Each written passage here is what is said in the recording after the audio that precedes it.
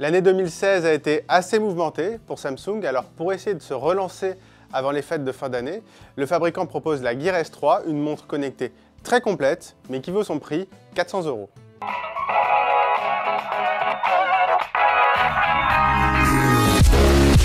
Une fois de plus, Samsung mise sur un design arrondi. Pour se rapprocher des formats d'horlogerie plus classiques, il y a eu un gros travail sur les matériaux, notamment par rapport à la Gear S2, et on a de jolis jeux de reflets sur les différentes parties de la montre, c'est vraiment réussi.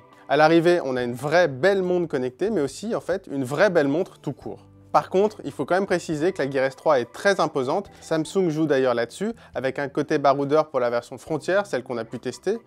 Malgré tout, ça peut être un frein à l'achat pour ceux qui ont un petit poignet.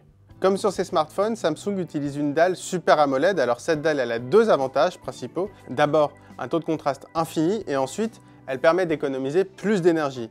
Ici, l'écran mesure 1,3 pouces pour une définition de 360 par 360 pixels. C'est parfaitement suffisant pour la lecture. Poussée au maximum, la luminosité monte à plus de 600 candela par mètre carré. C'est tout simplement impressionnant, en fait c'est à peu près ce qu'on a sur les meilleurs smartphones comme les Galaxy S7. Et pour être honnête, il se pourrait bien qu'on ait trouvé tout simplement le meilleur écran du marché des montres connectées. L'autre grande force de cette montre, c'est son système d'exploitation Tizen. Alors Samsung n'a pas envie de passer sur Android Wear, contrairement à ce que font les concurrents comme LG et comme Moto, et franchement on les comprend parfaitement. Et ici, le principal avantage de Tizen, en fait, c'est qu'il exploite très bien le côté arrondi de la montre et surtout, il tire parti de l'autre coup de génie de Samsung qui date de l'an dernier maintenant, c'est sa couronne rotative. Sur le papier, c'est un peu l'équivalent de la couronne digitale de l'Apple Watch, sauf que chez Apple, elle est placée sur le côté.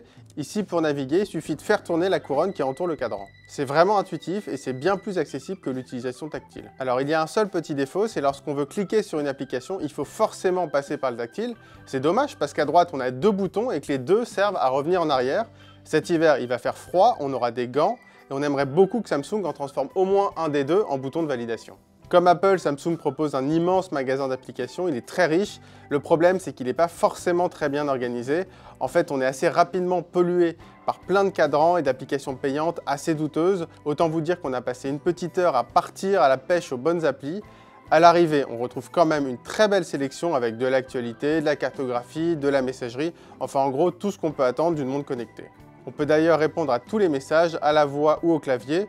Enfin, on vous conseillera plutôt à la voix parce qu'écrire sur un écran de 1,3 pouces, c'est rapidement irritant. Au passage, la Gear S3 est maintenant équipée d'un haut-parleur. On est vraiment très content que ça arrive parce qu'on peut aussi passer des coups de fil maintenant un peu à la façon K2000. Par exemple au volant ou par exemple le soir, si on est dans son lit, qu'on n'a pas le smartphone tout à côté de soi mais qui capte quand même le Bluetooth, c'est assez sympa.